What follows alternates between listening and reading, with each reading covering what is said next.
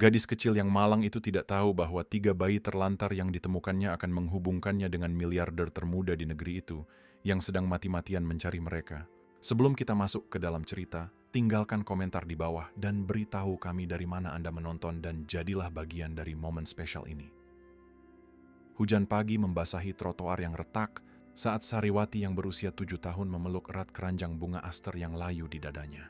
Sepatu ketsnya yang usang berdecak di genangan air saat ia menyusuri jalan Palem, rute yang sama yang ia lalui setiap hari selama 2 tahun terakhir, sejak Ibu Sonia dari panti asuhan menyerah mencarinya. Bunga indah untuk kekasihmu, teriak Sariwati. Suaranya yang kecil nyaris tak terdengar di tengah kebisingan lalu lintas pagi. Tetapi hari ini terasa berbeda. Para pebisnis yang biasa bergegas mengejar kereta mereka tampak lebih terganggu, berbisik mendesak di telepon mereka dan memegang koran dengan tajuk utama yang tidak bisa ia baca. Perut Sariwati keroncongan, mengingatkannya bahwa donat basi kemarin adalah makanan terakhir yang ia makan. Ia harus menjual setidaknya 3 karangan bunga hari ini untuk membeli sesuatu yang lebih mengenyangkan daripada biskuit yang telah ia hemat sepanjang minggu. Saat ia berbelok di tikungan menuju taman, di mana ia biasanya lebih beruntung dengan keluarga, sesuatu menarik perhatiannya. Di sana, sebagian tersembunyi di balik pohon besar dekat air mancur, ada sebuah keranjang rotan yang elegan, ditutupi dengan selimut berwarna krem yang terlihat terlalu mahal untuk ditinggalkan begitu saja. Rasa ingin tahu mengalahkan kehati-hatiannya yang biasa. Sariwati mendekat perlahan, jantungnya berdebar kencang di setiap langkah. Keranjang itu lebih besar dari apapun yang pernah ia lihat. Dianyam dengan indah, dengan pola rumit yang mengingatkannya pada toko-toko mewah di pusat kota, di mana ia tidak pernah diterima. Tapi kemudian ia mendengar rengekan lembut, lalu yang lain dan yang lain lagi. Dengan tangan gemetar, Sariwati dengan hati-hati mengangkat sudut selimut. Mapel yang dilihatnya membuatnya terkesiap dan hampir menjatuhkan keranjang bunganya. 3 wajah kecil menatapnya, bayi laki-laki kembar 3 identik dengan mata biru terindah yang pernah ia lihat. Usia mereka tidak mungkin lebih dari beberapa bulan, mengenakan pakaian yang mungkin harganya lebih mahal dari yang bisa ia hasilkan dalam setahun. "Ya Tuhan," bisiknya, berlutut di samping keranjang. "Di mana ibumu?" Bayi-bayi itu tampak sehat, tetapi lapar, dan salah satunya mulai menangis lebih keras.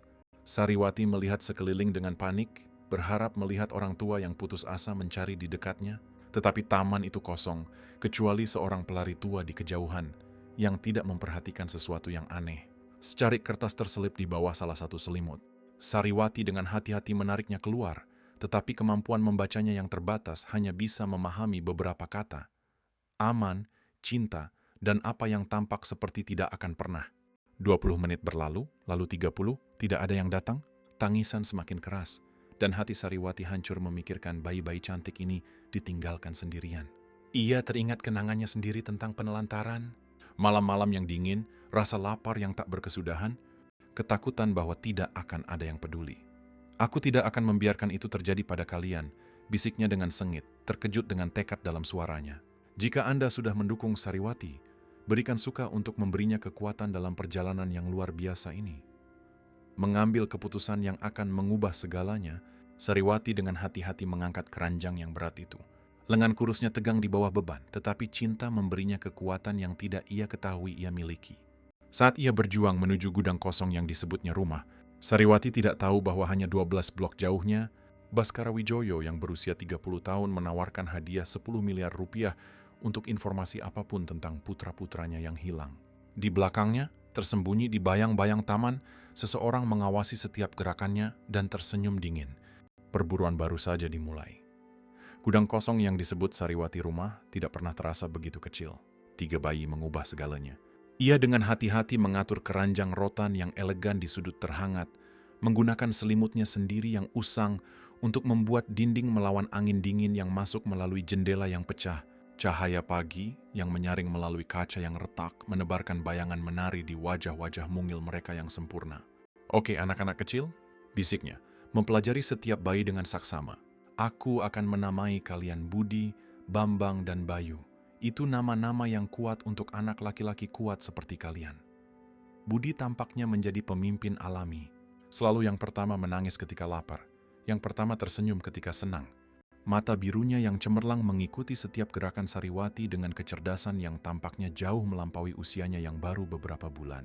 Bambang lebih pendiam, lebih pengamat, puas mengamati dunia di sekitarnya, dengan mata biru yang sama menakjubkannya, tetapi dengan kelembutan yang mengingatkan Sariwati pada pagi yang damai. Bayu memiliki genggaman terkuat dan akan memegang jari Sariwati begitu erat, sehingga ia bertanya-tanya, apakah ia entah bagaimana mengerti bahwa ialah satu-satunya yang mereka miliki di dunia yang menakutkan ini. Tetapi nama-nama yang kuat tidak menyelesaikan masalah-masalah mendesak. Bayi-bayi itu lapar, menangis serempak yang menggema di dinding gudang. Sariwati memiliki tepat 4.370 atas namanya, uang yang ia peroleh dari menjual bunga aster layu kepada orang asing yang terburu-buru. Dan susu formula harganya lebih mahal dari apapun yang pernah ia belanjakan dalam hidupnya yang singkat. Ia memberanikan diri ke toko kelontong, 3 blok jauhnya. Jantungnya berdebar kencang di setiap langkah. Meninggalkan bayi-bayi itu sendirian, bahkan selama 10 menit, terasa seperti menelantarkan mereka. Pikiran itu membuat perutnya mual karena rasa bersalah dan takut. Bagaimana jika seseorang mendengar mereka menangis? Bagaimana jika mereka kedinginan? Bagaimana jika mereka membutuhkannya? Toko kelontong itu tampak sangat terang setelah kegelapan gudang. Ibu Hartati, wanita tua pemilik toko, tampak curiga ketika Sariwati mendekati meja kasir dengan 3 botol susu dan 1 kaleng kecil susu formula, jenis yang paling murah yang tersedia. "Ini untuk ibumu, sayang?" Ibu Hartati bertanya dengan lembut, tangannya yang kapalan berhenti sejenak saat mencatat barang-barang itu. Suaranya membawa kekhawatiran yang tulus, jenis yang jarang Sariwati dengar dari orang dewasa. "Iya, Bu." Sariwati berbohong, pipinya memerah karena malu. Kebohongan itu terasa pahit di lidahnya, tetapi ia telah belajar bahwa orang dewasa lebih sedikit bertanya ketika mereka mengira ada orang lain yang bertanggung jawab. Orang dewasa menyukai penjelasan sederhana yang tidak mengharuskan mereka terlibat dalam situasi yang rumit. Kembali di gudang, waktu makan menjadi tarian bertahan hidup yang rumit. Sariwati menghangatkan botol-botol itu menggunakan air panas dari satu-satunya keran yang berfungsi di gedung itu, sebuah perlengkapan berkarat yang terkadang berfungsi dan terkadang tidak.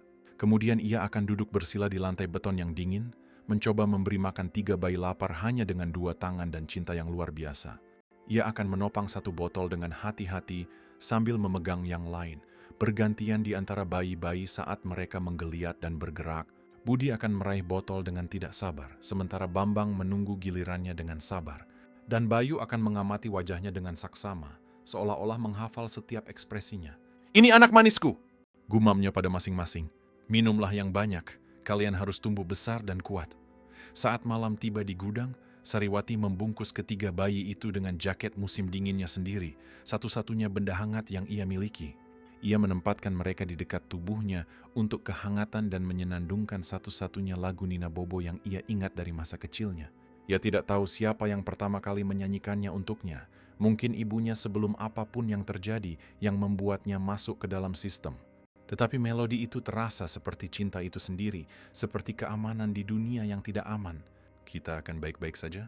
janjinya pada mereka dalam kegelapan. Suaranya nyaris berbisik. "Aku tidak tahu macam mana, tapi kita akan baik-baik saja.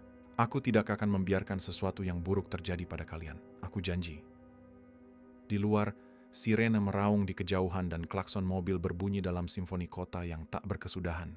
Tetapi di dalam rumah daruratnya, Sariwati tidak bisa menghilangkan perasaan bahwa momen damainya adalah waktu pinjaman, bahwa di suatu tempat di luar sana seseorang sedang mencari anak-anak laki-laki cantik ini, dan bahwa waktu keluarga kecilnya bersama bisa berakhir lebih cepat dari yang bisa ia bayangkan. Baskara Wijoyo berdiri di kantor penthouse-nya di lantai 42, menatap cakrawala kota melalui jendela dari lantai ke langit-langit yang biasanya membuatnya merasa kuat dan memegang kendali. Hari ini pemandangan itu mengejeknya. Di suatu tempat di labirin gedung-gedung itu, putra-putranya hilang dan semua kekayaan dan pengaruhnya terasa sama sekali tidak berguna. 48 jam. Putra-putranya telah hilang selama tepat 48 jam, dan setiap menit terasa seperti siksaan seumur hidup. Ia tidak tidur, nyaris tidak makan, dan telah mengonsumsi kopi yang cukup untuk menyuplai pasukan kecil. Penampilannya yang biasanya rapi menjadi acak-acakan. Setelan jas seharga 50 juta rupiahnya kusut, rambutnya yang tertata sempurna jatuh di dahinya. Wajahnya muram dengan janggut yang belum dicukur. "Tuan Polisi Federal ingin memberi Anda informasi terbaru tentang penyelidikan," kata asistennya, Vanessa, dengan lembut dari ambang pintu. Ia telah bersamanya selama 6 tahun dan belum pernah melihatnya begitu hancur. Agen Santoso sedang menunggu di ruang konferensi. Baskara tidak berbalik. Ia tidak tahan melihat belas kasihan di mata siapapun, baik Vanessa, agen polisi federal, maupun puluhan ahli keamanan yang telah bekerja sepanjang waktu. Katakan padaku mereka punya sesuatu, apa saja, petunjuk, penampakan, bungkus permen sialan yang bisa mengarahkan kita ke arah yang benar. Keheningan Vanessa sudah cukup menjadi jawaban. Para penculik belum melakukan kontak, tidak ada permintaan tebusan, tidak ada ancaman. Ini tidak biasa, Tuan. Itulah kata yang menghantui setiap saat Bhaskara terjaga tidak biasa. Ketika seseorang mengambil anak-anak dari salah satu orang terkaya di Indonesia, seorang pria yang mengendalikan perusahaan pelayaran, kerajaan real estate, dan perusahaan teknologi di 3 provinsi, mereka biasanya menginginkan uang banyak sekali. Keheningan itu lebih menakutkan daripada permintaan tebusan manapun. Bhaskara memikirkan Laura, mantan istrinya, yang sekarang terbaring tak sadarkan diri di unit perawatan intensif Rumah Sakit Harapan Bunda. Para dokter telah menginduksi koma medis setelah kecelakaan yang seharusnya membunuh seluruh keluarganya. Laura sedang mengantar anak-anak ke kelas musik ketika truk itu menabrak mereka dari jalan. Orang-orang yang sama yang telah mengatur kecelakaan itu, yang direncanakan dengan cermat agar terlihat seperti kecelakaan tragis, entah bagaimana telah mengambil anak-anaknya dari reruntuhan. Laporan resmi mengatakan bahwa mayat anak-anak itu tidak pernah ditemukan di sungai. Kebenaran tidak resmi yang telah dibayar mahal oleh Bhaskara untuk diungkap adalah bahwa seseorang telah menarik mereka keluar dari mobil sebelum tenggelam. Seseorang dengan sebuah rencana. "Tuan," suara Vanessa menyela pikiran kelamnya. "Hubungi detektif Wibowo di telepon dan panggil setiap stasiun televisi di kota, CNN, Metro TV, SCTV, semua saluran lokal. Saya ingin membuat pengumuman." 1 jam kemudian, Bhaskara berdiri di depan dinding kamera di lobi markas besar Wijoyo Holdings. Pidato yang telah disiapkan oleh tim humasnya terlupakan di podium mahoni saat ia menghadapi sirkus media dan berbicara langsung dari hatinya yang hancur. "Seseorang di luar sana memiliki anak-anak saya?" Ia memulai. Suaranya serak karena emosi. 3 bayi laki-laki, kembar 3 identik yang baru berusia 4 bulan. Mereka tidak bersalah, mereka sempurna, dan mereka harus pulang. Ia berhenti sejenak mengumpulkan kekuatan dari suatu tempat di dalam. "Mereka memiliki mata biru terindah yang pernah Anda lihat dan mereka tertawa ketika Anda bernyanyi untuk mereka. Budi memiliki tanda lahir stroberi di pergelangan kaki kirinya. Bambang selalu yang pertama tertidur saat cerita pengantar tidur. Dan Bayu," suaranya sedikit pecah, "Bayu memiliki genggaman terkuat dari bayi manapun yang pernah saya temui. Ketika ia memegang jari Anda, seolah-olah ia memegang kehidupan itu sendiri." Kamera menangkap setiap emosi saat Bhaskara melanjutkan. Ketenangan bisnisnya yang biasa benar-benar hilang. Sene menawarkan hadiah 10 miliar rupiah untuk informasi yang mengarah pada kepulangan mereka dengan selamat. Tidak ada pertanyaan. "Saya tidak peduli siapa yang membawa mereka atau mengapa. Saya hanya ingin anak-anak saya pulang ke tempat mereka seharusnya berada. Jika Anda terharu dengan cerita ini, komentari di bawah apa yang akan Anda lakukan di posisi Bhaskara. Pendapat Anda penting bagi kami." Di belakang kamera, di kerumunan wartawan dan penonton, seseorang tersenyum dingin dan diam-diam menjauh dari kekacauan. Permainan menjadi jauh lebih menarik setiap jam, dan taruhannya baru saja menjadi jauh lebih tinggi. 3 hari merawat 3 bayi sendirian merusak tubuh kecil Sariwati. Tubuh mungilnya terus-menerus sakit karena menggendong bayi, menghangatkan botol, dan tidur dalam posisi aneh di lantai gudang yang keras. Penjualan bunganya telah turun menjadi 0. Ia tidak bisa meninggalkan bayi-bayi itu cukup lama untuk bekerja di sudut-sudut biasanya, di mana para pebisnis mungkin membeli bunga aster layu karena kasihan atau rasa bersalah. Tetapi sesuatu yang indah juga terjadi, sesuatu yang membuat semua kelelahan itu sepadan. Jika cerita ini menyentuh hati Anda, bagikan dengan seseorang yang perlu percaya pada kekuatan cinta. Dan jangan lupa untuk berlangganan saluran ini agar tidak ketinggalan cerita-cerita inspiratif lainnya. Bayu mulai meraih wajahnya ketika ia memberinya makan. Jari-jari mungilnya menjelajahi pipinya dengan rasa ingin tahu yang lembut.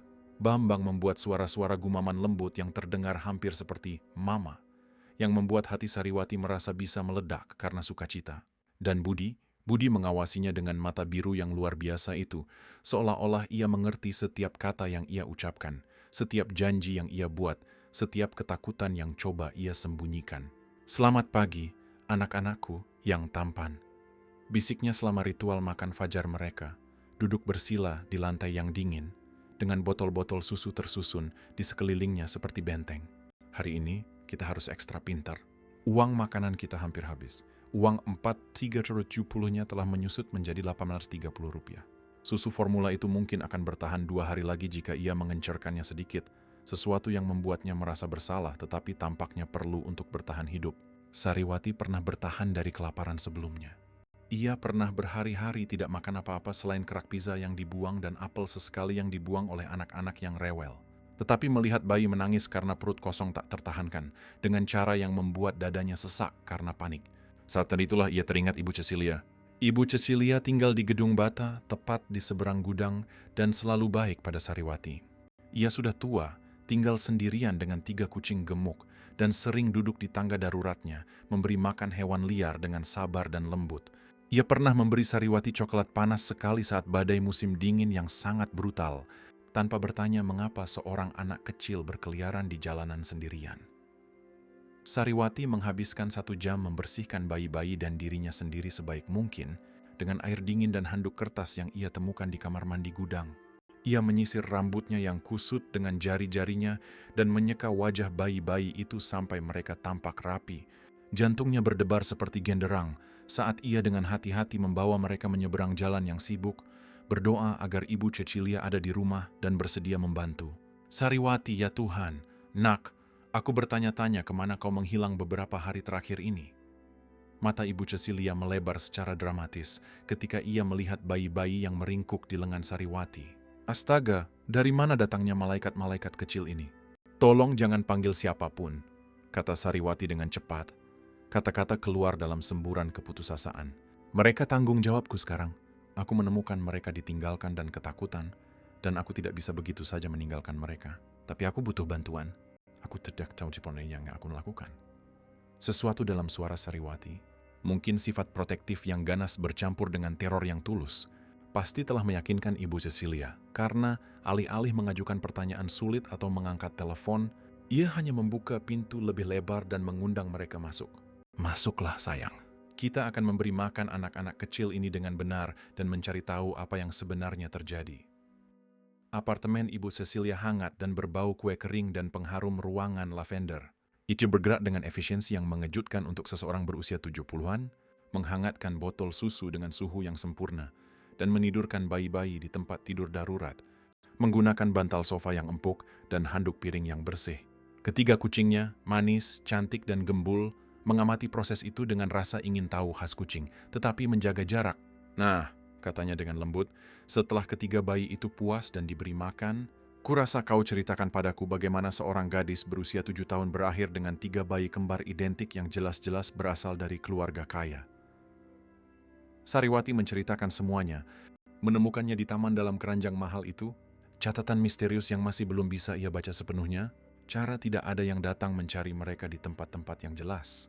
Ibu Cecilia mendengarkan tanpa menghakimi, sesekali mengajukan pertanyaan lembut yang membantu Sariwati mengingat detail yang telah ia lupakan dalam kepanikannya. Nak, bayi-bayi ini mereka bukan temuan biasa, kata Ibu Cecilia akhirnya, mempelajari pakaian bagus mereka dan kualitas jelas dari semua yang ditinggalkan bersama mereka. Dedemetrang yang sangat kaya kehilangan anak-anak ini. Seseorang dengan uang yang cukup untuk mencari di mana-mana. Apakah itu berarti aku harus mengembalikan mereka? Tanya Sariwati, air mata mengancam mengalir di pipinya. Pikiran kehilangan Budi, Bambang, dan Bayu terasa seperti jantungnya dicabut.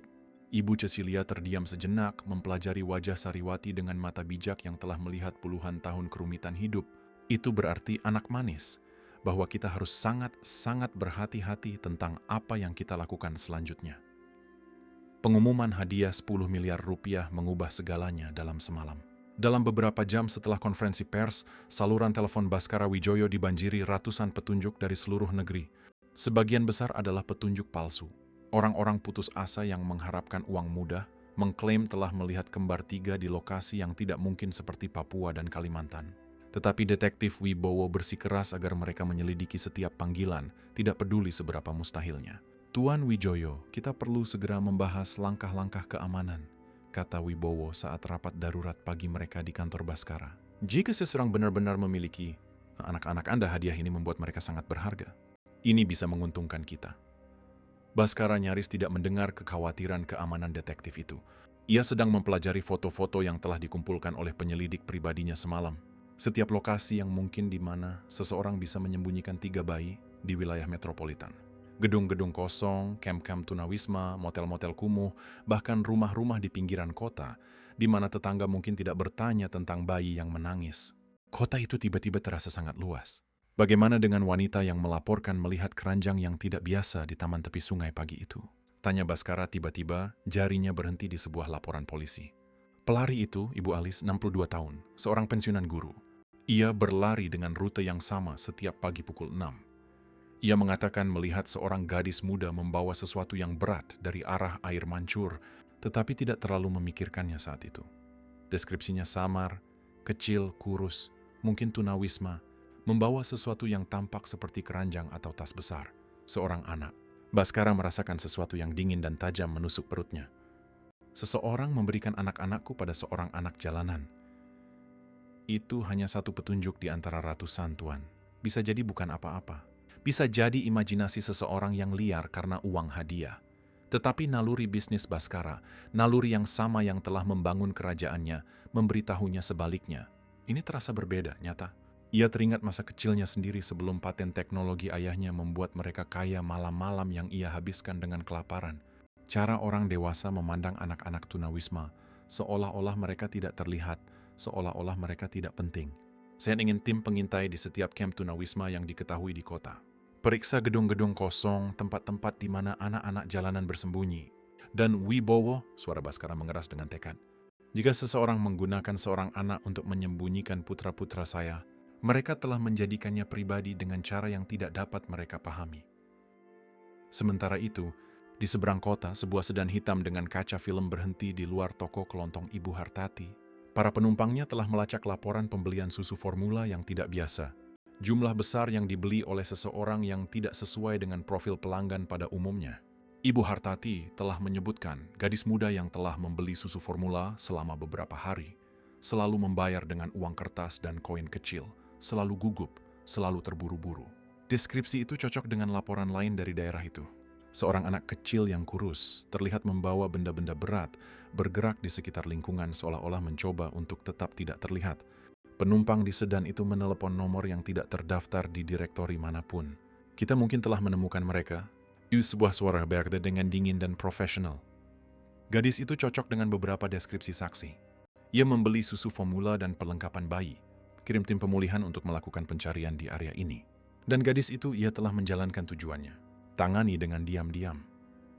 Saluran telepon terputus dan di seberang kota, Baskara Wijoyo melanjutkan pencarian putus asanya, tidak menyadari bahwa orang-orang yang telah mengambil putra-putranya sekarang sedang mendekat pada gadis kecil pemberani yang telah menjadi pelindung tak terduga mereka. Ibu Cecilia telah menjadi berkah, tetapi bahkan kebaikan dan pengalamannya tidak dapat menyelesaikan masalah mereka yang semakin besar. Bayi-bayi itu tumbuh subur di bawah perawatan yang tepat, berat badan bertambah, tidur lebih nyenyak, mengembangkan kepribadian yang berbeda yang membuat Sariwati semakin mencintai mereka. Tetapi ia tahu mereka tidak bisa bersembunyi selamanya di apartemen kecil wanita tua itu. 3 bayi kembar identik sangat mudah diingat, dan orang-orang di lingkungan itu mulai memperhatikan aktivitas yang tidak biasa. Mereka semakin kuat setiap hari, kata Ibu Cecilia, memperhatikan Budi mencoba berguling di atas karpet lembut, sementara saudara-saudaranya menonton dengan penuh minat dan semakin terlihat. 3 bayi kembar identik dengan mata biru yang luar biasa itu. Orang-orang mengingatnya. Mereka membicarakannya. Sariwati mengangguk. Kecemasan tumbuh di dadanya seperti beban fisik. Ia telah memperhatikan lebih banyak orang asing di lingkungan itu akhir-akhir ini. Orang-orang yang bukan dari sana, yang berjalan terlalu lambat, yang mengajukan pertanyaan yang terlalu santai tentang anak-anak tunawisma dan penampakan yang tidak biasa. Pria berjas yang mengaku sebagai pekerja sosial, tetapi tidak membawa identitas yang benar. Wanita yang mengaku dari dinas anak tetapi mengajukan pertanyaan aneh tentang pembelian susu formula. Wami Tanma. Ibu Cecilia, bagaimana jika keluarga asli mereka adalah orang jahat? Bagaimana jika itu sebabnya seseorang meninggalkan mereka di taman? Mini Karyawati telah berjuang dengan pertanyaan ini selama berhari-hari. Bagaimana jika mengembalikan mereka berarti menempatkan mereka dalam bahaya? Wanita tua itu terdiam sejenak, tangannya yang kapalan dengan lembut mengelus Bambang saat ia tertidur pulas di pangkuannya. Terkadang, nak, keluarga itu rumit. Orang membuat kesalahan atau keadaan memaksa pilihan yang mustahil. Tapi bayi-bayi ini, lihat pakaian mereka, kesehatan mereka sebelum kau menemukan mereka. Keranjang mahal tempat mereka ditinggalkan. Seseorang sangat mencintai mereka dan ingin mereka ditemukan oleh seseorang yang peduli. Sore itu, saat Ibu Cecilia tertidur di kursi malasnya dan bayi-bayi tidur nyenyak di kamar darurat mereka, Sariwati memutuskan untuk keluar membeli perbekalan. Mereka membutuhkan lebih banyak susu formula, lebih banyak popok, dan Ibu Cecilia kehabisan sabun bayi khusus yang bersikeras ia beli. Sariwati baru berjalan 3 blok dari toko kelontong ketika ia memperhatikan pria itu mengikutinya. Ia mencoba bersikap halus, tetap setengah blok di belakang, berpura-pura melihat etalase toko sambil tetap mengawasinya. Tetapi Sariwati telah mengembangkan naluri tajam akan bahaya selama waktunya di jalanan. Ketika ia tiba-tiba berbelok ke sebuah gang di antara 2 gedung, pria itu mempercepat langkahnya. Ketika ia berbelok kembali ke jalan utama, ia sedang berbicara dengan mendesak di telepon, matanya tidak pernah lepas dari sosok mungilnya. Kepanikan membanjiri sistemnya seperti air es. Tanpa berpikir jernih, ia berlari. Pria itu mengejarnya melalui labirin jalan-jalan pusat kota, tetapi Sariwati tahu setiap jalan pintas, setiap tempat persembunyian, setiap tangga darurat dan pintu masuk basement yang bisa memberikan perlindungan. Ia masuk ke pintu masuk MRT, menyelinap melewati kerumunan penumpang sore, dan akhirnya kehilangannya dalam kekacauan distrik perbelanjaan, di mana ratusan orang bergerak ke arah yang berbeda. Ketika ia kembali ke gedung Ibu Cecilia, 40 menit kemudian, terengah-engah dan ketakutan, ia melihat sesuatu yang membuat darahnya membeku.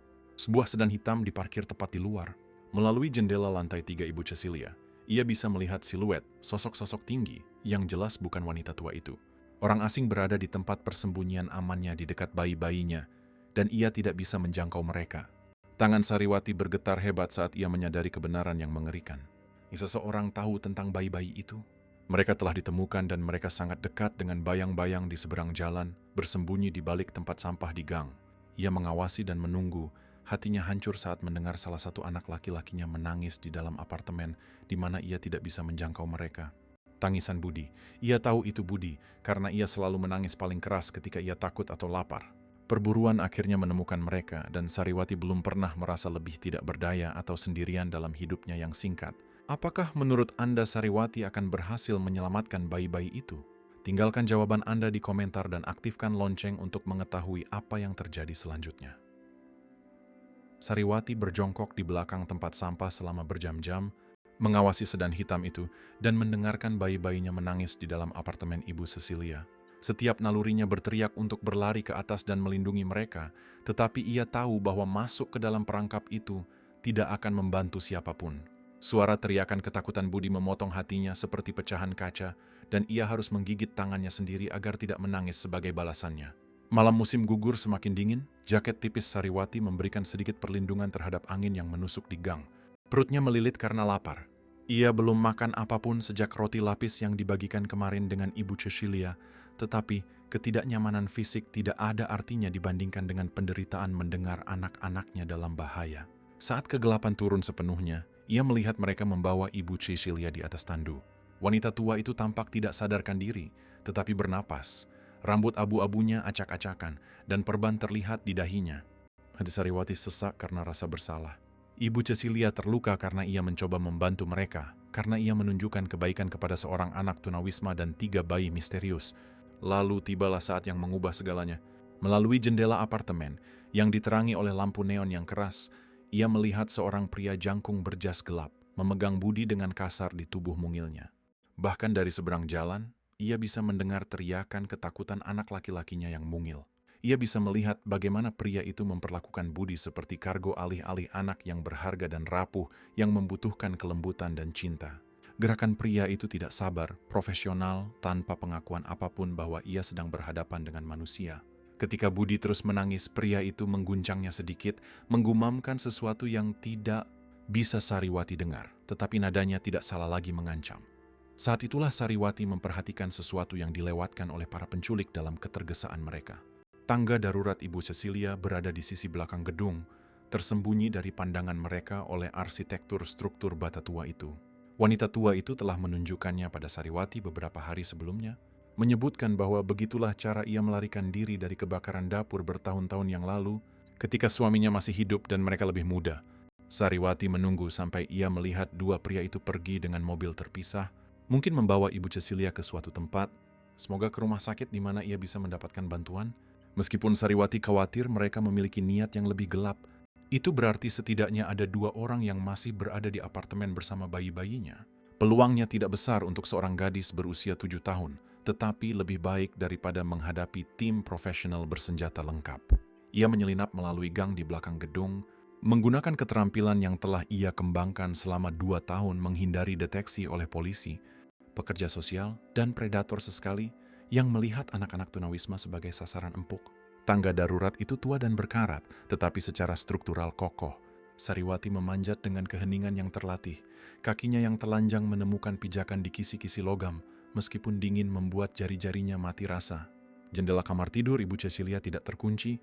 Wanita tua itu telah menyebutkan bahwa ia tidak pernah khawatir tentang pencuri dari lantai 3, mengatakan bahwa siapapun yang cukup atletis untuk memanjat setinggi itu mungkin lebih membutuhkan apapun yang bisa mereka curi daripada dirinya. Di dalam, Sariwati bisa mendengar suara-suara dari ruang tamu yang dingin dan pragmatis. Bos ingin mereka dipindahkan malam ini. Hadiah dari Wijoyo menarik terlalu banyak perhatian polisi dan media. Bagaimana dengan gadis itu? Ia melihat wajah kita, ia tahu tentang operasi ini. Perintahnya adalah untuk menghilangkan semua saksi. Ia telah menjalankan tujuannya, menjaga mereka tetap hidup, tetapi sekarang ia adalah sebuah beban. Darah Sariwati berubah menjadi air es di pembuluh darahnya. Mereka tidak hanya membawa bayi-bayi itu, mereka berencana untuk membunuhnya. Tapi kenapa? Jika ini tentang uang tebusan dari orang tua kaya, mengapa membunuh seorang anak tunawisma yang tidak akan ada yang merindukan? Apa yang mungkin ia ketahui yang membuatnya berbahaya bagi mereka? Ia merangkak menuju ruang tamu, tetap rendah di belakang perabotan Ibu Cecilia, sofa usang yang dilapisi taplak rajutan, sebuah meja kopi yang ditumpuk dengan buku-buku perpustakaan tentang berkebun dan memasak. Melalui pintu, ia bisa melihat Bayu dan Bambang di keranjang rotan mereka. Keduanya menangis histeris, wajah mungil mereka memerah karena kesusahan dan kebingungan. Budi digendong oleh seorang pria dengan mata dingin dan sepatu mahal, yang mungkin harganya lebih mahal dari yang dihasilkan kebanyakan orang dalam sebulan.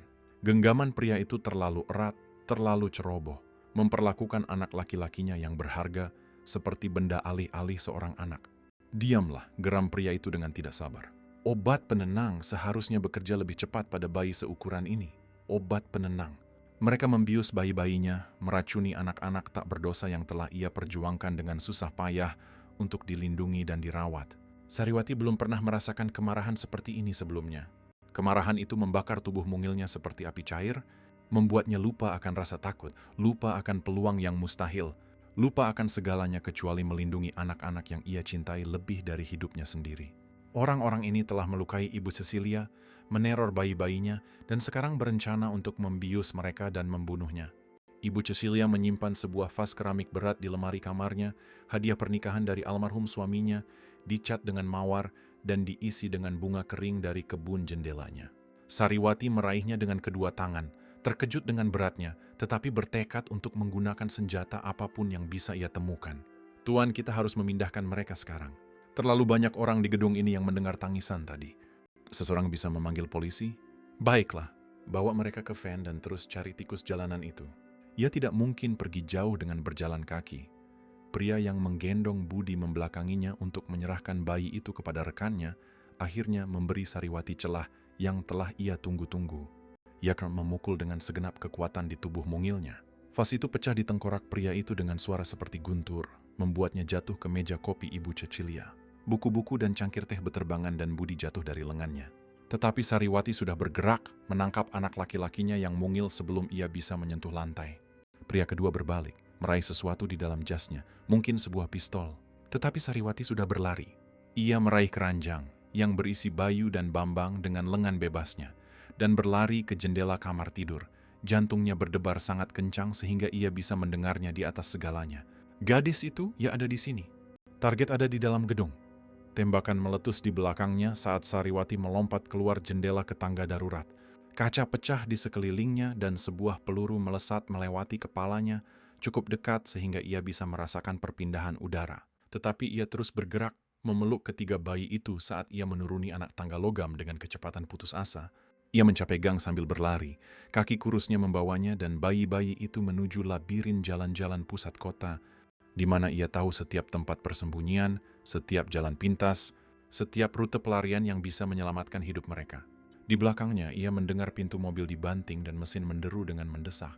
Pengejaran sedang berlangsung dan kali ini hidup atau mati bagi mereka semua. Jika jantung Anda berdebar sekencang kami, berikan suka agar Sariwati memiliki kekuatan dalam pelarian putus asa ini. Detektif Wibowo menyerbu masuk ke kantor Baskara pada pukul 2 pagi. Wajahnya muram karena kelelahan dan beban wahyu baru yang akan mengubah segalanya. Ia telah menangani kasus ini selama 72 jam berturut-turut, bertahan dengan kopi dan tekad, mengikuti petunjuk yang tampaknya buntu sampai malam ini. Kami menemukan sesuatu. Wibowo mengumumkan tanpa basa-basi, apartemen Ibu Cecilia. Ada perkelahian. Darah berceceran di dinding, perabotan rusak, dan tetangga melaporkan tembakan sekitar tengah malam. Baskara langsung waspada, kelelahannya terlupakan saat adrenalin membanjiri sistemnya. Ia telah duduk di kursi kantornya selama berjam-jam, menatap foto-foto putranya yang hilang, berdoa untuk berita apapun yang bisa membawa mereka pulang. Putra-putraku, mereka ada di sana? Kami menemukan botol susu, pakaian bayi, mainan yang cocok dengan deskripsi saat mereka menghilang. Seseorang telah merawat mereka dengan baik, memberi mereka makan, menjaga mereka tetap bersih, memperlakukan mereka dengan cinta. Wibowo meletakkan sebuah kantong bukti berisi secarik kertas yang membuat napas Baskara tercekat. Dan kami menemukan ini. Itu adalah catatan dari keranjang rotan asli. Tapi sekarang, Baskara bisa melihat sesuatu yang membuat jantungnya berdebar dengan kemungkinan baru. Di sudut yang nyaris tidak terlihat di bawah pencahayaan laboratorium yang disempurnakan, ada sidik jari parsial yang tidak ada di sana saat bayi-bayi itu pertama kali diambil dari lokasi kecelakaan. Sidik jari ini milik seorang gadis berusia 7 tahun bernama Sariwati, lanjut Wibowo. Secara resmi ia tidak ada di sistem pemerintah manapun, tidak ada catatan keluarga, tidak ada alamat, tidak ada pendaftaran sekolah. Ia telah hidup di jalanan selama setidaknya 2 tahun, sama sekali tidak terlihat oleh layanan sosial. Tapi Baskara... Wibowo berhenti sejenak, suaranya mengambil nada yang tidak biasa. Para tetangga menggambarkannya sangat berbeda dari yang kami harapkan. Apa maksudmu? Tanya Baskara. Meskipun sesuatu di dadanya sudah mulai berharap. Ia tidak bekerja dengan para penculik. Menurut Ibu Cecilia, wanita tua yang membantunya, gadis kecil ini menemukan bayi-bayi itu ditinggalkan di taman tepi sungai dan telah merawat mereka seolah-olah mereka adalah keluarganya sendiri. Ia melawan pria-pria bersenjata malam ini untuk menyelamatkan mereka. Ia menggunakan vas keramik sebagai senjata melawan para profesional bersenjata. Baskara merasakan dunia berubah di sekelilingnya, pemahamannya tentang seluruh situasi dibentuk kembali. Kau memberitahuku bahwa seorang anak tunawisma telah membesarkan putra-putraku melindungi mereka, tidak hanya membesarkan, mempertaruhkan nyawanya untuk mereka berulang kali. Darah di apartemen itu milik salah satu penculik. Gadis kecil itu, yang beratnya mungkin 27 kilo, melawan penjahat terlatih tanpa apa-apa, selain keberanian dan cinta untuk anak-anak yang belum pernah ia temui sebelum seminggu yang lalu. Baskara berdiri tiba-tiba, berjalan ke jendela dari lantai ke langit-langitnya, di mana lampu-lampu kota kabur menjadi garis-garis emas dan putih. Di suatu tempat di luar sana, seorang anak berusia 7 tahun berlari di jalanan berbahaya bersama putra-putranya, dikejar oleh para pembunuh, dan itu adalah kesalahannya. Hadiah 10 miliar rupiahnya telah menempatkan target di punggungnya, menjadikannya sebuah beban yang perlu dihilangkan. Tuan, ada lagi, kata Wibowo. Suaranya berat dengan implikasi. Kami melacak sinyal komunikasi para penculik menggunakan peralatan yang dibawa oleh polisi federal. Mereka bukan penjahat acak yang mencari uang tebusan. Ini profesional, didanai dengan sangat baik. Dan seseorang telah merencanakan operasi ini selama berbulan-bulan, mungkin bertahun-tahun. Siapa? Tanya Baskara meskipun ia mulai curiga bahwa jawabannya akan menghancurkan semua yang ia pikir ia ketahui tentang hidupnya. Kami pikir ini terkait dengan bisnis Anda, tetapi tidak seperti yang Anda harapkan. Seseorang yang ingin menyakiti Anda secara khusus bukan hanya mencuri uang. Anak-anak itu tidak pernah dimaksudkan untuk ditebus. Mereka seharusnya menghilang secara permanen dan kecelakaan mobil itu direncanakan untuk menghilangkan seluruh masalah. Tangan Baskara mengepal saat ia memproses informasi ini. Kerajaan bisnisnya telah memberinya musuh, pesaing yang ia kalahkan dalam strategi, kesepakatan yang ia menangkan melalui taktik yang unggul dan terkadang kejam. Tetapi ia tidak pernah membayangkan bahwa seseorang akan menargetkan anak-anaknya yang tidak bersalah, darah dagingnya sendiri. Bagaimana dengan gadis itu? Bisakah kita menemukannya sebelum mereka menemukannya? Ia mengenal jalan-jalan ini lebih baik daripada siapapun di pasukanku. Jika ia tidak ingin ditemukan, ia tidak akan ditemukan. Ia bertahan hidup 2 tahun sendirian, mempelajari setiap tempat persembunyian, setiap rute pelarian, tapi Wibowo menatap matanya langsung. "Ya bukan musuh di sini. Gadis kecil itu adalah satu-satunya hal di antara putra-putra Anda, dan apapun yang sebenarnya diinginkan orang-orang ini." Baskara memikirkan Laura, yang masih tak sadarkan diri di unit perawatan intensif Rumah Sakit Harapan Bunda, Dakwes Teraswan yang gelombang perlindungan untuk anak tak dikenal ini, yang telah mengambil peran sebagai ibu ketika dunianya hancur di sekelilingnya. "Gandakan hadiahnya," katanya dengan tenang, suaranya penuh dengan tekad baru. "Tapi bukan untuk informasi tentang anak-anak, untuk membawa gadis kecil itu pulang dengan selamat bersama putra-putraku. Ia adalah bagian dari keluargaku sekarang, entah ia mengetahuinya atau tidak." Wibowo mengangguk dengan serius, sudah meraih radionya untuk mengoordinasikan pencarian yang diperluas. "Tuan, kita harus bergerak cepat. Orang-orang ini tidak meninggalkan jejak. Mereka akan mencoba untuk menghilangkan anak-anak dan pelindung mereka sebelum fajar. Dan mereka memiliki sumber daya yang masih kami coba pahami." Baskara mengambil mantelnya dan menuju pintu. "Kalau begitu sebaiknya kita temukan mereka terlebih dahulu." Sariwati berlari sampai paru-parunya terbakar seperti api dan kakinya gemetar karena kelelahan yang mengancam akan menjatuhkannya ke trotoar. Bayi-bayi itu akhirnya berhenti menangis, diliputi oleh teror dan kebingungan sampai mereka tertidur karena kelelahan emosional. Tetapi berat gabungan mereka semakin berat di setiap blok yang ia lewati. Ia masuk ke sebuah terowongan MRT yang ditinggalkan yang pernah ia gunakan untuk berlindung saat malam-malam musim dingin yang sangat keras ketika suhu turun di bawah nol. Terowongan itu adalah bagian dari sistem transit lama yang ditinggalkan ketika kota mengubah rute jalur MRT puluhan tahun yang lalu, meninggalkan jaringan lorong-lorong terlupakan yang terkadang digunakan oleh para tunawisma. Terowongan itu dingin dan lembab, air menetes dari pipa-pipa berkarat di atas, tetapi tersembunyi dan dapat dipertahankan. Ia telah menemukannya berbulan-bulan yang lalu, ketika melarikan diri dari anak-anak jalanan yang lebih tua, yang ingin mencuri uang bunganya dan telah mengancam akan menyakitinya jika ia tidak menyerahkan semua yang ia hasilkan hari itu. Ia menidurkan bayi-bayi itu di atas jaketnya, di tempat terkering yang bisa ia temukan, memeriksa masing-masing dengan hati-hati untuk mencari luka di bawah cahaya redup yang menyaring melalui jeruji di atas. Budi memiliki luka kecil di dahinya akibat perkelahian di apartemen Ibu Cecilia, tetapi sebaliknya mereka tampak tidak terluka secara fisik. Bayu dan Bambang menggenggam jari-jarinya ketika ia menawarkannya. Wajah mungil mereka penuh kepercayaan, meskipun semua yang telah mereka alami. "Maafkan aku," bisiknya pada mereka, suaranya menggema di dinding beton. "Aku mencoba menjaga kalian tetap aman, tapi aku membuat semuanya lebih buruk.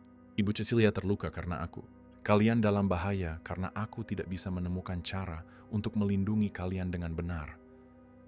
Suara langkah kaki bergema dari pintu masuk terowongan. Beberapa pasang bergerak dengan koordinasi yang menunjukkan pelatihan militer atau polisi. Jantung Sariwati berdebar di tulang rusuknya saat ia menggendong bayi-bayi itu dan bergerak lebih dalam ke dalam kegelapan menuju pintu keluar. Pemeliharaan yang telah ia petakan selama eksplorasi awal sistem terowongan. "Aku tahu kau ada di sini, gadis kecil." Sebuah suara memanggil dengan dingin dan profesional, bergema di dinding. "Kami hanya menginginkan anak-anak itu. Serahkan mereka pada kami dan kau bisa pergi. Tidak ada yang perlu terluka." Sariwati tahu mereka berbohong. Ia telah mendengar mereka berencana untuk membunuhnya di apartemen Ibu Cecilia. Ini bukan orang-orang yang meninggalkan saksi hidup, terutama saksi yang bisa mengidentifikasi mereka kepada polisi.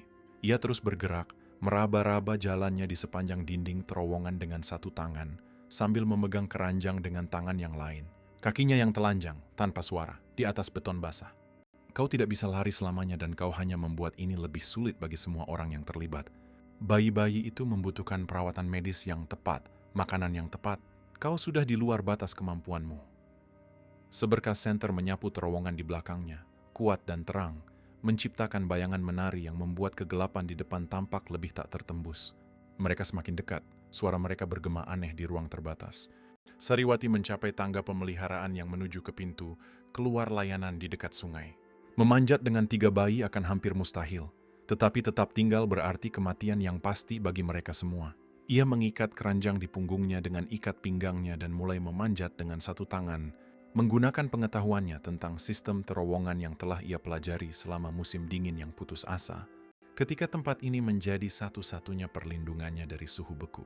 Setiap anak tangga adalah sebuah penderitaan, lengannya sakit karena beban dan bahunya menjerit karena usaha. Cinta memberinya kekuatan yang tidak ia ketahui ia miliki. Budi mengeluarkan suara lembut di punggungnya dan ia membisikkan jaminan yang tidak ia yakini. Di atas tanah, pintu keluar layanan terbuka ke sebuah lokasi konstruksi di dekat dermaga, di mana kondominium mewah baru sedang dibangun.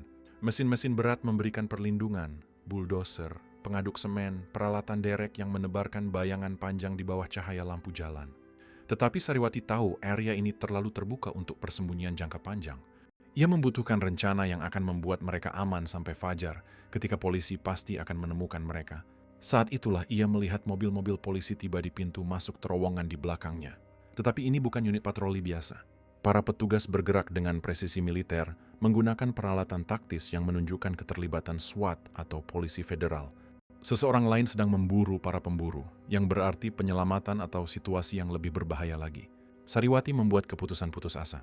Alih-alih berlari lebih jauh ke dalam labirin peralatan konstruksi, ia memanjat sebuah derek menara yang menghadap ke seluruh area, menggunakan ukuran kecil dan kelincahannya untuk menavigasi struktur logam yang tidak mungkin bagi orang dewasa untuk memanjat dengan cepat. Dari tempat bertenggernya yang tinggi di atas lokasi konstruksi, ia bisa melihat semuanya nih orang-orang yang mengejarnya.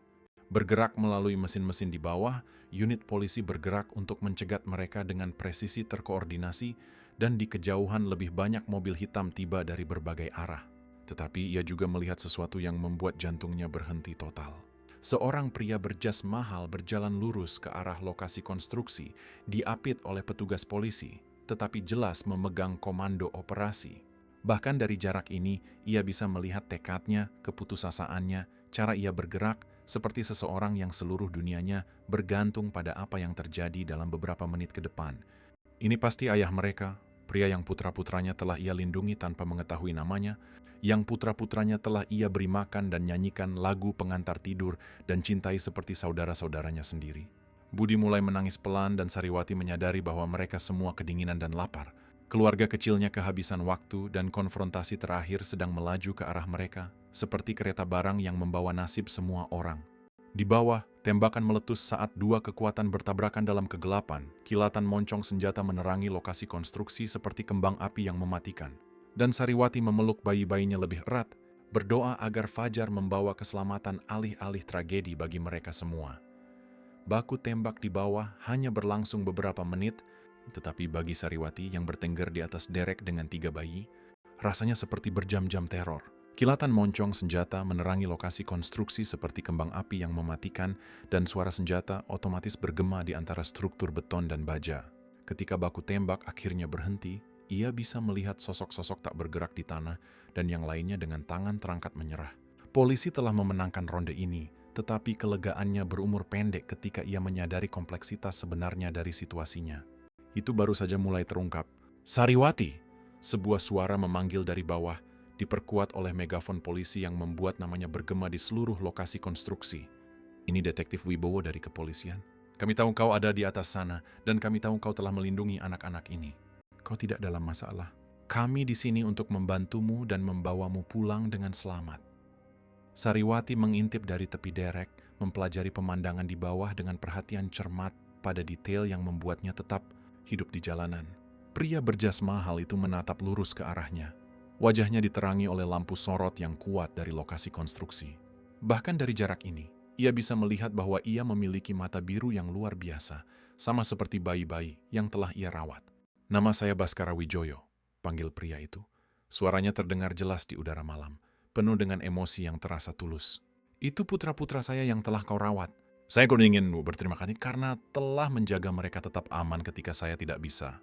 Kau telah lebih berani dari yang seharusnya. Genggaman Sariwati mengerat pada bayi-bayi itu. Jantungnya berdebar kencang dengan emosi yang saling bertentangan. Ini adalah saat yang ia takuti. Mengembalikan mereka ke keluarga asli mereka. Kehilangan satu-satunya cinta yang pernah ia kenal. Tetapi ada sesuatu yang terasa salah tentang seluruh situasi. Jika Baskara Wijoyo adalah ayah mereka dan ini adalah polisi, mengapa orang-orang bersenjata memburu mereka? Mengapa seseorang mencoba membunuh Ibu Cecilia? Dari saat itulah Detektif Wibowo mengatakan sesuatu yang mengubah semua yang ia pikir ia pahami. Sariwati, orang-orang yang mengejarmu malam ini, mereka tidak bekerja untuk Tuan Wijoyo. Mereka bekerja untuk seseorang yang telah mencoba menyakiti keluarganya, seseorang yang mengatur kecelakaan mobil yang seharusnya membunuh anak-anak ini dan ibu mereka. Sebuah suara baru memotong udara malam. Lembut, akrab dengan cara yang membuat kulit Sariwati merinding dan dingin dalam otoritasnya yang santai. Mengecewakan sekali. Aku berharap ini akan diselesaikan lebih diam-diam, tanpa melibatkan begitu banyak saksi dan komplikasi. Sariwati menunduk untuk melihat seorang pria yang lebih tua dan berpakaian bagus keluar dari limusin hitam yang tidak ia sadari tiba selama baku tembak. Bahkan dalam cahaya redup, ia bisa melihat kemiripannya dengan Baskara Wijoyo. Mereka memiliki garis rahang yang sama, postur percaya diri yang sama. Tetapi di mana Baskara memancarkan keputusasaan dan cinta, pria ini memancarkan perhitungan dingin dan amarah yang nyaris tak terkendali. Beberapa pendatang baru muncul dari kendaraan lain, bergerak dengan presisi profesional yang sama seperti para penculik sebelumnya. Ini bukan polisi atau agen polisi federal, mereka adalah keamanan pribadi, mahal dan mematikan. "Halo, nak," kata pria yang lebih tua itu dengan santai, seolah-olah ia sedang menyapa Baskara di sebuah makan malam keluarga alih-alih di tempat kejadian perkara. "Kulihat kau menemukan cucu-cucuku." Sungguh merepotkan. Baskara berbalik, wajahnya menunjukkan keterkejutan, pengkhianatan, dan kengerian yang semakin besar saat ia memproses apa yang sedang terjadi. "Ayah, apa yang kau lakukan di sini? Bagaimana kau tahu tentang lokasi ini?" "Membersihkan kekacauan yang benar-benar di luar kendali," jawab ayah Baskara dengan efisiensi dingin. "Kau seharusnya tidak pernah menemukan mereka, Baskara. Mereka seharusnya mati dalam kecelakaan itu bersama ibu mereka. Bersih, sederhana, tanpa komplikasi." "Kau..." Suara Baskara nyaris tidak lebih dari bisikan, tetapi Sariwati bisa mendengar kehancuran di dalamnya, bahkan dari tempatnya yang tinggi. "Kau mencoba membunuh putra-putraku. Aku mencoba menyelamatkan warisan keluarga kita." Ayah Baskara membentak, ketenangannya retak untuk pertama kalinya. "Pernikahanmu dengan wanita itu sudah cukup buruk. Seorang bukan siapa-siapa dari keluarga kelas menengah tanpa koneksi, tanpa nilai bagi kerajaan kita, tetapi anak-anak, ahli waris yang bisa menantang semua yang telah kubangun, yang bisa memecah warisan dan melemahkan kendali kita. Aku tidak bisa membiarkannya." Sariwati menyaksikan dengan ngeri saat ia menyadari kebenarannya. Ini bukan tentang penculik acak atau musuh bisnis yang mencari tebusan. Ini tentang seorang kakek yang mencoba membunuh cucunya sendiri untuk melindungi kekayaan dan kekuasaannya, yang melihat bayi sebagai rintangan alih-alih kehidupan yang berharga. Jika perubahan alur cerita ini membuat Anda tidak bisa berkata-kata, komentari terkejut di bawah dan bagikan cerita luar biasa ini dengan teman-teman Anda.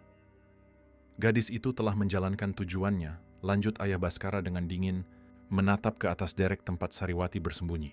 "Ia menjaga mereka tetap hidup sampai kita bisa mengatur solusi yang lebih permanen. Tetapi sekarang karena kau telah melibatkan polisi dan menciptakan sirkus ini, kita perlu menghilangkan semua saksi dan memulai dari awal." "Kau gila," kata Baskara, menjauh dari ayahnya dengan rasa jijik yang jelas. "Mereka bayi yang tidak bersalah. Mereka darah dagingmu sendiri, cucumu. Mereka adalah rintangan bagi dominasi berkelanjutan keluarga kita, tidak lebih. Sentimen adalah kemewahan yang tidak bisa kita dapatkan ketika miliaran rupiah dipertaruhkan."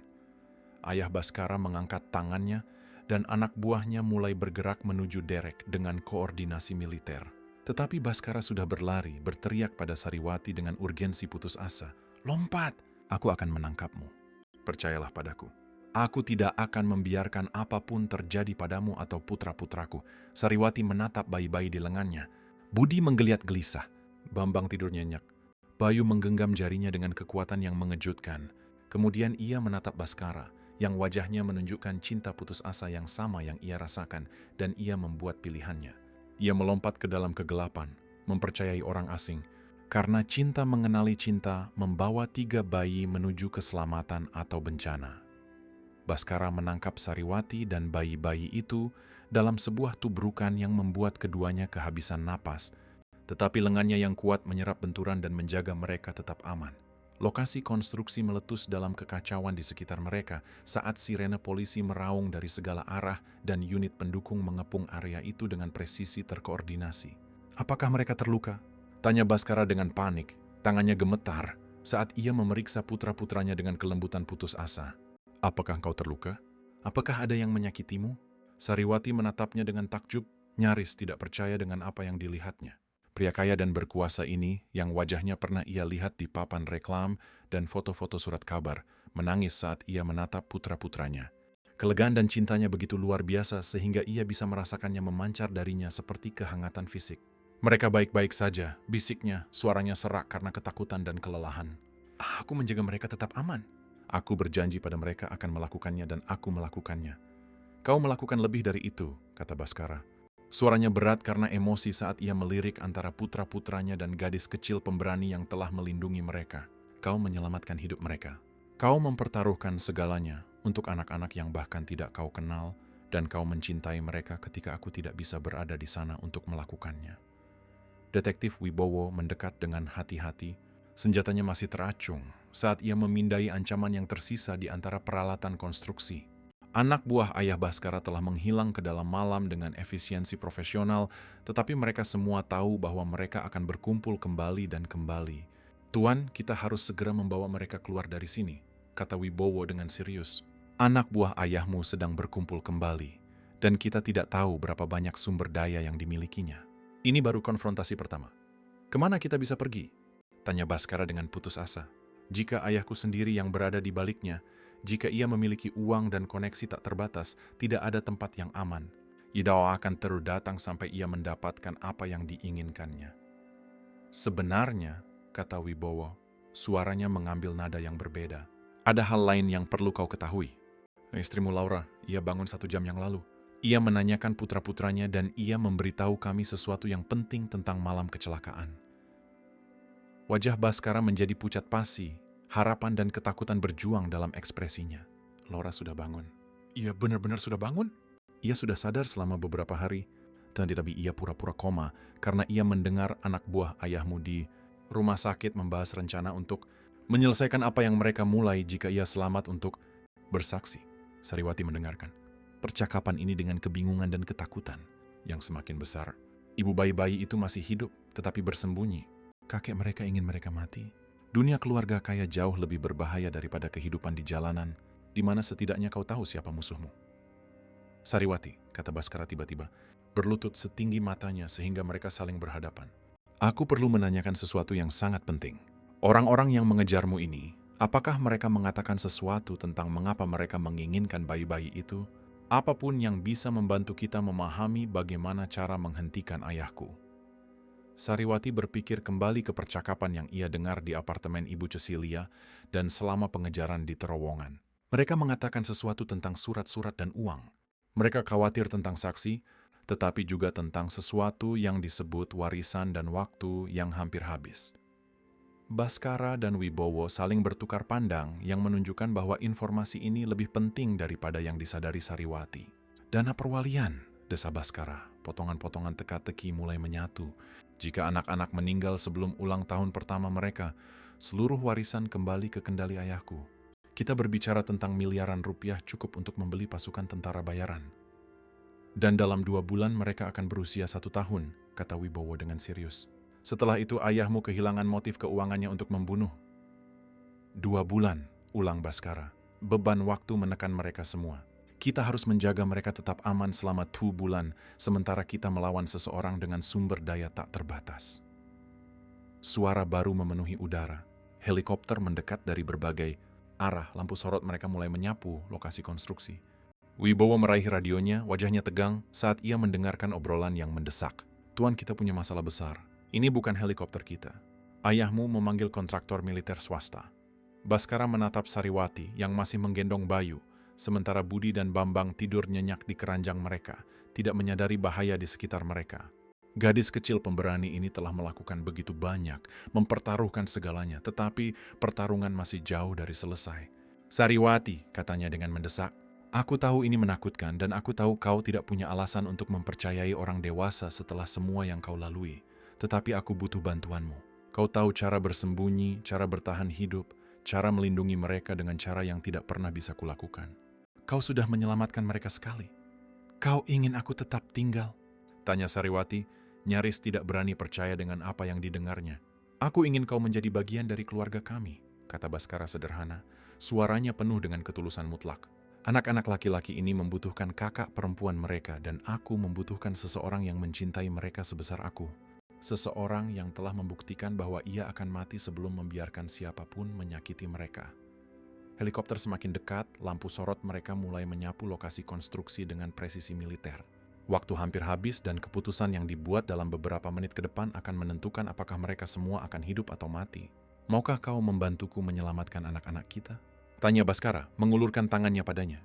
Sariwati menatap Budi, Bambang, dan Bayu, anak-anak laki-lakinya yang mungil, yang telah mengajarinya apa arti cinta sebenarnya, yang telah membuatnya mengerti bahwa keluarga bukan tentang darah, tetapi tentang pilihan dan pengorbanan dan perlindungan.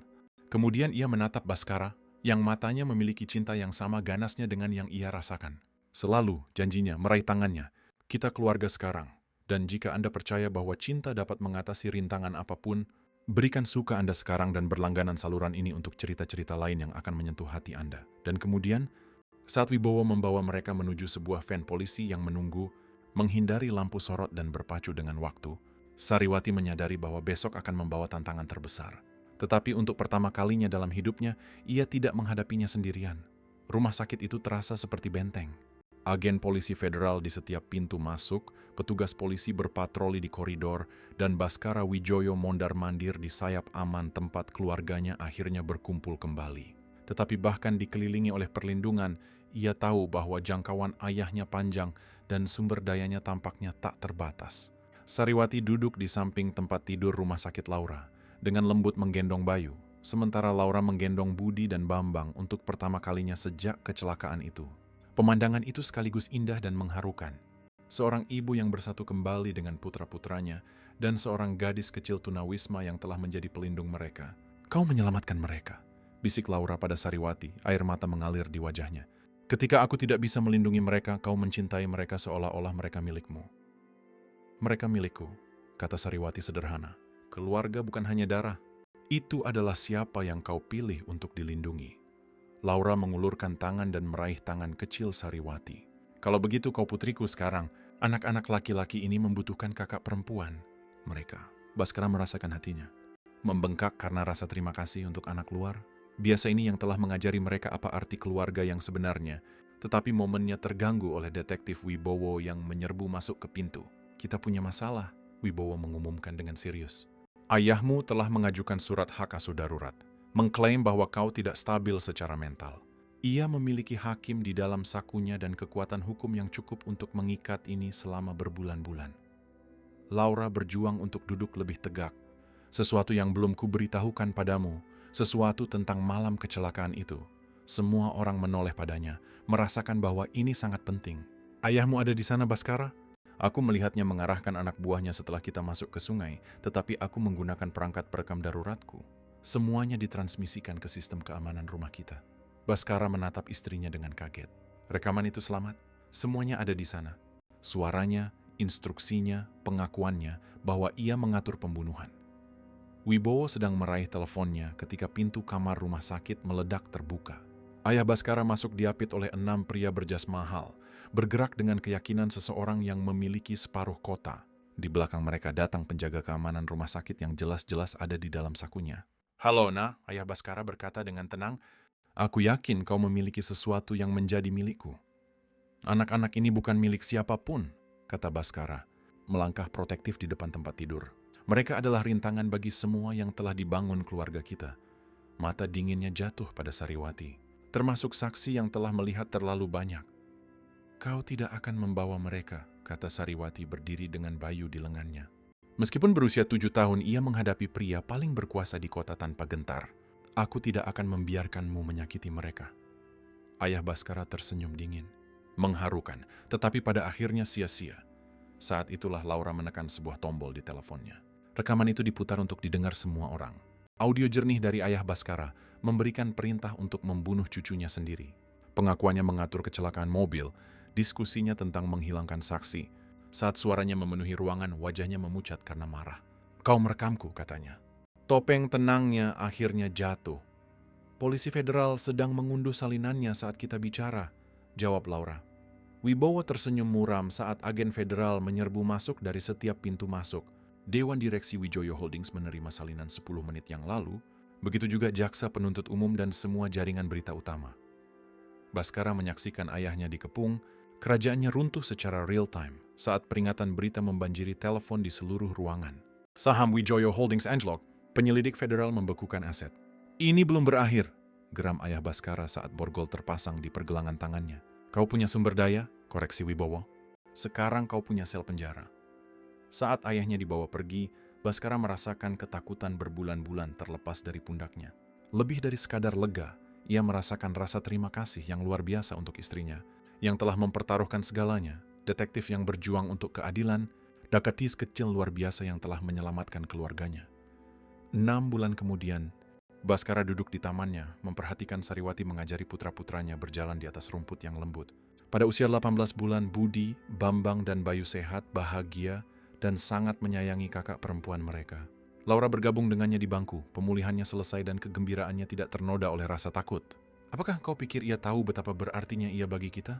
Tanya Laura, memperhatikan Sariwati tertawa saat Bayu mengambil langkah pertamanya. Ia sedang belajar, jawab Baskara. Ia belum pernah memiliki keluarga sungguhan sebelumnya. Ayah, ibu, panggil Sariwati menggunakan nama-nama yang membuat hati Baskara melonjak. Bayu berjalan 6 langkah penuh. Baskara dan Laura berlari untuk merayakan bersama anak-anak mereka, keempat-empatnya. Dan Baskara menyadari bahwa terkadang kekuatan terkuat bukanlah uang atau pengaruh. Terkadang itu hanyalah cinta yang cukup berani untuk melindungi apa yang paling penting. Kita di rumah, bisiknya pada keluarganya. Dan untuk pertama kalinya, Baskara Wijoyo mengerti apa arti kata-kata itu sebenarnya. Jika cerita ini menyentuh hati Anda sebanyak menyentuh hati kami, tinggalkan di komentar momen mana yang paling membuat Anda terharu. Dan jika Anda menyukai cerita ini, maka sukai dan berlangganan saluran ini agar tidak ketinggalan video-video berikutnya. Bagikan dengan seseorang yang perlu percaya bahwa cinta sejati selalu menang. Sampai jumpa di cerita berikutnya.